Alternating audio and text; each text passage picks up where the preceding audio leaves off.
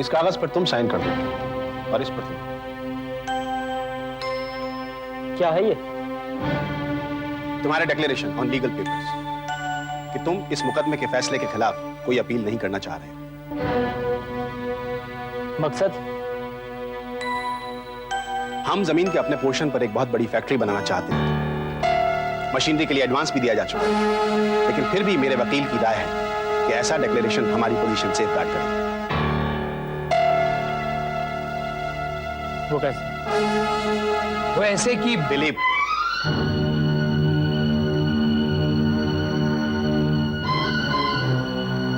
देखो तुम, अगर तुम इस अपील के जरिए कोर्ट से स्टे ऑर्डर ले लेते हो जो कि हमें कारखाना सेटअप करने से रोके, तो हमें बहुत बड़ा नुकसान हो सकता है, करोड़ों का नुकसान।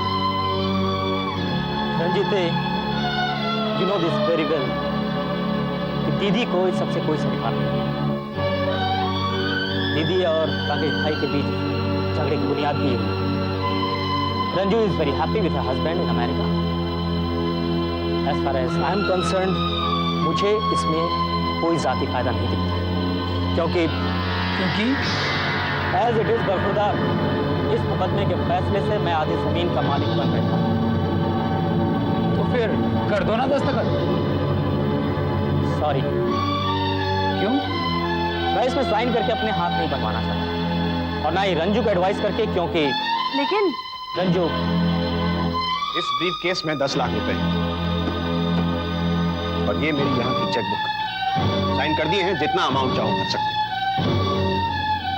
मुझे खरीदना चाहता है?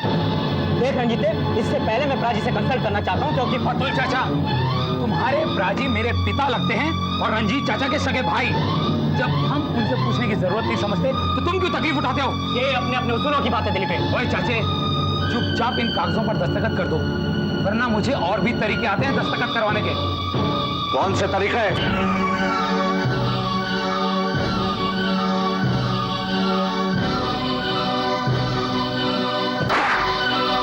कौन से तरीके? कौन से तरीके? कौन से तरीके? कौन से तरीके? कौन से तरीके? वाह बेटे वाह, तेरे पापा का इतना भी हक नहीं कि वो तेरे कान खींच सके। तो आप इसे कान खींचना कहेंगे? दूसरों के सामने उन्होंने मुझे जलील किया, बेइज्जत किया, और तो और। मेरी बात सुन पुत्र, तेरे पापा वापस लौटकर इसीलिए आए हैं कि इस परिवार को उनकी जरूरत है। इस बैर भाव और मनमुटाव को मिटाने के लिए वो जो कुछ भी कर रहे हैं ना, उसमें तुझे उनकी मदद करनी है। ठीक है मम्मी, तो आपका कहना यह है कि पापा जेल से जादू की छड़ी लाए हैं। उस छड़ी से वो जिसे भी छुएंगे वो इंसान अपने बैर भाव और दुश्मनियां भूलकर फूलों का हार लेकर खड़ा हो जाएगा अगले के सामने। और अगर ऐसा करने में वो बेबस या नाकामयाब होते हैं तो औलाद है ना उनके सामने बेइज्जत होने को। तू अपनी बकवास बंद कर दे ले। तूने अतुल चाचा से बदतमीजी की, तभी तो तेरे पापा ने माफी मांगने को कहा ना।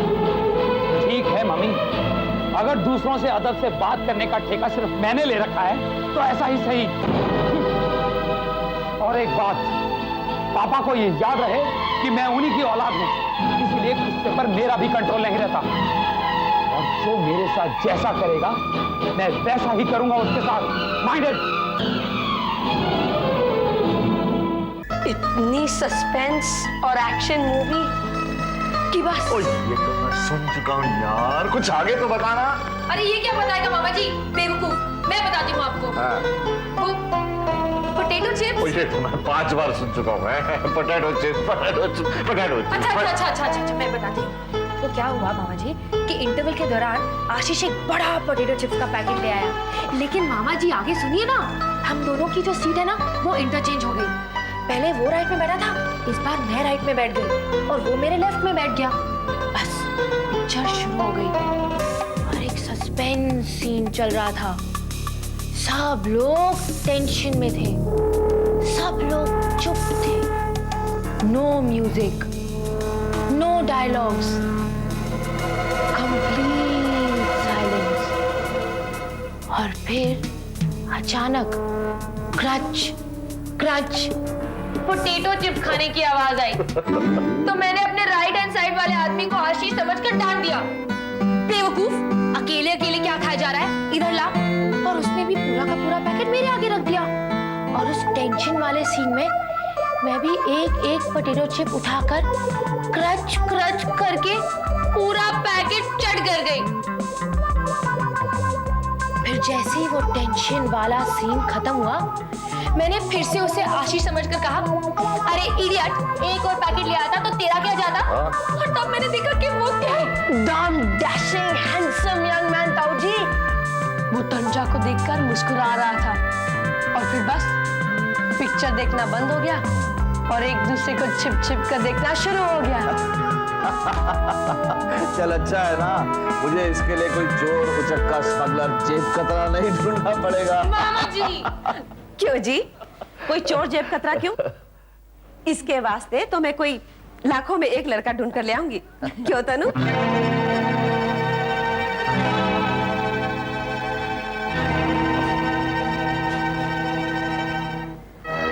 इसे क्या हुआ जी? देखो, ये है हमारी जमीन, ये मेरा हिस्सा, ये तुम्हारा हिस्सा। वेल, इधर हम पार्टनरशिप में अपनी फैक्ट्री डालेंगे और इस तरफ अतुल अगर गॉड से रंजीत सर, आप ये सुहाने सपने देखना छोड़। आप भी ये अच्छी तरह जानते हो कि जब तक अतुल चाचा और रंजना बुआ हमें ये लिखकर नहीं देते कि वो इस फैसले के अगेंस्ट हाईकोर्ट में अपील नहीं करेंगे, तब तक नुकसान का डर हमारे दिल में हमेशा बना रहेगा। और जहां तक मैं अतुल चाचा को जानता हूं, वो हमें ऐसा कुछ भी नहीं लिख कर देंगे। ताजी आ गए तो जरूर इस मसले का कोई ना कोई हल निकालेंगे। पापा कुछ नहीं करेंगे। अब मुझे ही अतुल चाचा से निपटना होगा। क्या होगा? क्या मतलब? मतलब वक्त आने पर आप अपने आप समझ जाओगे। अतुल भैया, मैंने इस कागज पर दस्तखत कर दिए हैं, अब आप इस पर साइन कर दो। यानी कि मैं हार मान जाऊं? कैसी हार? रंजू, इसी कागज पर साइन न करने की वजह से दिलीप ने मुझे धमकी दी थी। सॉरी, मैं इस पर साइन नहीं कर सकता। देखो भैया, आपने ही कहा था ना कि आप इस बारे में पाजी से कंसल्ट करना जरूरी समझते हैं। हाँ, कहा था तो यही कि अगर आप इस पर दस्तखत कर देंगे तो मैं ये दोनों पेपर्स पाजी के हवाले कर दूंगी और फिर जमीन या मुकदमे के बारे में जो भी फैसला लेना होगा वो पाजी लेंगे और हम उसे मंजूर करेंगे।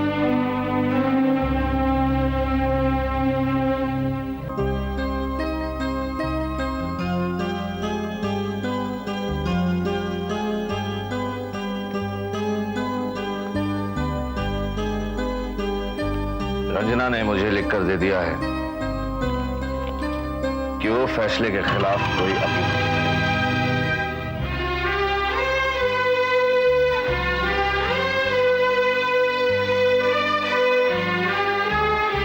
जमीन साझी करार दी गई है। अब इस साझी जमीन का इस्तेमाल किस चीज के लिए करना है, वह बैड लक परंपरा के मुताबिक इसका फैसला भी मुझे ही करना चाहिए।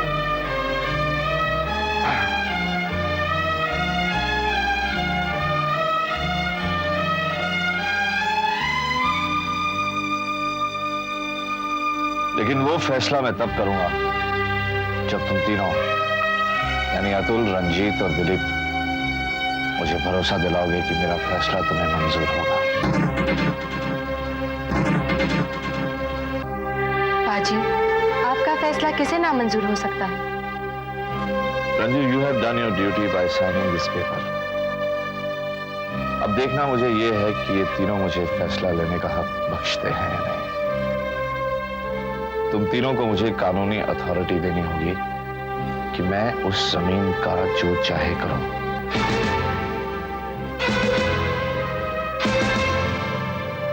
अगर तुम तीनों इस कागजात पर दस्तखत कर देते हो तो मैं समझूंगा कि इस परिवार को मेरी सेवाओं की जरूरत है, और अगर दस्तखत नहीं करते हो तो यही समझूंगा कि मेरी जरूरत नहीं है। फिर मेरा वापस जेल में जाकर जिंदगी के बाकी दिन काटना ही ठीक रहेगा, या फिर यहां से कहीं दूर, तुम लोगों से दूर, इस परिवार से दूर। यही मेरा फैसला है और यही होगा। सूरज का टुकड़ा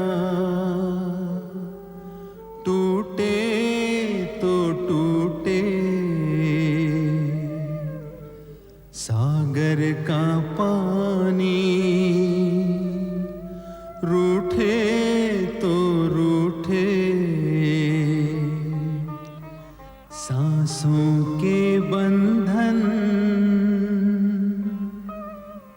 रिश्ते हैं दिल के, ये जंजीरें ऐसी सदियों न टूटे। जंजीरें जंजीरें जंजीरें।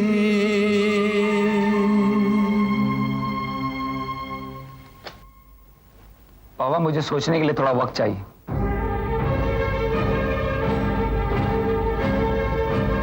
Please excuse me.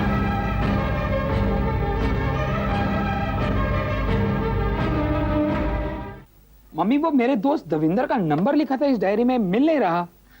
दविंदर, हरनामरा जी का बेटा? हाँ वही। चल ला कहीं का। दविंदर तेरा दोस्त ही नहीं, तेरा भाई भी है। हाँ माँ, हरनाम मामा जी यानी आपके कजन, उनका बेटा यानी कि पहले रिलेशन में तो मेरा भाई हुआ ना। How funny. वो यहाँ आने वाला था मुझे मिलने के लिए, लेकिन अब तक पहुंचा नहीं, इसलिए मैं फोन नंबर ढूंढ रहा था उसका। आ जाएगा, तू सब्र तो कर। नहीं, दरअसल बात यह है कि पापा ने जो कागजात दिए हैं मुझे साइन करने के लिए, उसी सिलसिले में उससे कुछ सलाह मशवरा करना था। वो कहते हैं कि वो इंग्लैंड में बिजनेस मैनेजमेंट कर रहा है और कानूनी दावपेच भी अच्छी तरह से जानता है वो, इसलिए मैं। लेकिन बेटे वो दिलीप, जी चाची। somebody to see you। Mummy लगता है दविंदर ही आया होगा। मैं चला उसको मिलने। पर दूध? अरे बाद में पी लूंगा। भाभी, I want to talk to you। बोल। You know भाभी, ये लड़का इतना हैंडसम है कि अगर ये दिलीप का दोस्त नहीं होता ना, तो मैं इसे तनुजा के लिए सिलेक्ट कर लेती। अरे दिलीप का दोस्त हुआ तो क्या हुआ, पहले मेरा भतीजा है। Oh good. पर ले, ख्याल बहुत अच्छा है। फिर अपनी तनुजा भी तो बड़ी हो गई है ना, और ये लड़का क्या? अरे हिंदुस्तान आया है लड़की देखने वास्ते। ओह देन गुड ना। भाभी कोई चक्कर चला लो ना जल्दी। Mummy mummy mummy, What happened? Why are you so excited? इधर आओ ना mummy, please mummy. Mummy idiot यहाँ भी आ गया। कौन सा इडियट? Potato chips. कौन सा पोटैटो चिप्स? मम्मी सिनेमा वाला। कौन सा सिनेमा वाला? वही मम्मी जिसको सिनेमा वाले मैंने पोटैटो चिप्स खा लिया था। गुड गॉड, ये वही है। क्या मतलब? भाभी अब कुछ तो चक्कर चलाना ही होगा। क्यों नहीं? Now you wait and see ये लिज मामी तुम्हारी क्या चक्कर चलाती है। Thank you। अब मैं तुझे क्या सलाह दूं, सिवाय इसके कि अगर तेरे डैड ने तुझे ट्रस्ट करने के लिए कहा है, I think you must do what he is asked you to do. लेकिन क्या देवेंद्र? लेकिन अपनी कल्पना बुआ का एंगल जरूर सामने लेकर आना। Yes you are right. Anyway, मैं चलता हूँ। अरे तुम कहाँ चल दिए? मम्मी से मिलकर नहीं जाओगे? नहीं यार, अभी नहीं, फिर कभी। वो बात यह है कि लड़कियों की बहुत लंबी लाइन लगी हुई है। तेरे लिए भाभी जो चुननी है। इसका मतलब यह है कि तुझे अभी तक कोई लड़की पसंद नहीं आई? नहीं यार, सबके सब बहुत डल हैं, यू नो, एकदम देसी माल। I am looking for somebody who is lively and vivacious, एकदम जिंदा दिल। Give me a high five।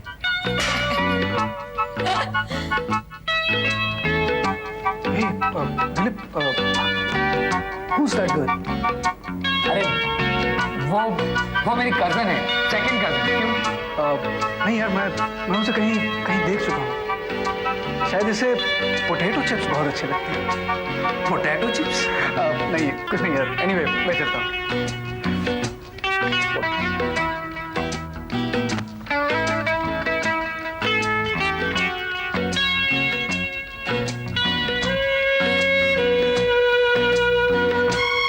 Hi.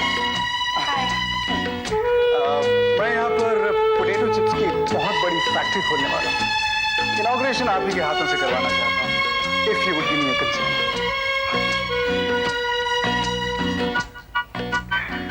Bye.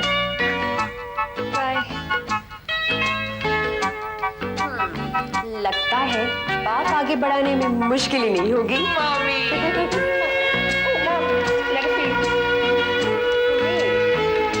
तो पापा की हैंडराइटिंग है।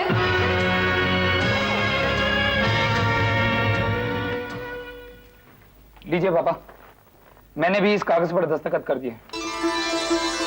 बेटा, उम्मीद बेटा मुझे तुमसे यही थी। लेकिन एक रिक्वेस्ट है। कैसी रिक्वेस्ट? रिक्वेस्ट ये है पापा कि इसे इस्तेमाल करने से पहले आप कल्पना बुआ से भी वैसी अंडरटेकिंग लेंगे जैसी रंजो बुआ और अतुल चाचा ने लिख कर दी। इसमें क्या प्रॉब्लम है? कल्पना जी तो वैसे भी तय कर चुकी है कि वो फैसले के खिलाफ कोई अपील नहीं करेगी, और इसी बात को इशू बनाकर जीजा जी उन्हें डिवोर्स दे देंगे। I am sorry Ranjana. Rakesh किस हद तक गिर सकते हैं ये कोई नहीं जानता। क्या मतलब? राकेश ने कल्पना दीदी पर बच्चनने का इल्जाम लगाकर उनको डिवोर्स का नोटिस दिया है और उनकी कैंपेनिंग अभी से शुरू हो गई है। बॉम्बे के एक मैगजीन में कल्पना दीदी को बदनाम करने के लिए फोटो और ये झूठी खबर छपवाई और ये कटिंग मुझे भेजकर साथ में ये भी लिखा है कि अगर कल्पना दीदी कोर्ट के फैसले के खिलाफ अपील करने के लिए तैयार हो गई तो वो डिवोर्स का नोटिस भी वापस ले लेंगे और ये खबरें भी छपवाना बंद कर देंगे।